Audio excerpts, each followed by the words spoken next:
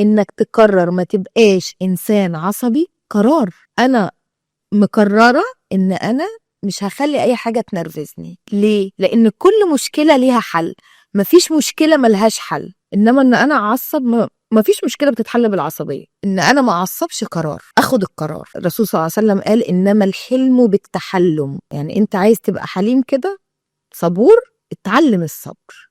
فالصبر قرار. طب هي ليه ما بتتعاملش مع اخواتها بعصبية؟ ليه ما بتتعاملش مع مامتها بعصبية؟ ليه الأب ده ما بيتعاملش مع والده بعصبية وبيزعق له؟ عشان عارف إن ابنه أضعف منه، مش هيقدر يعصب عليه، مش هيقدر ياخد حق. طب ما أنت قادر تمسك نفسك مع التانيين، امسك نفسك بقى مع ابنك.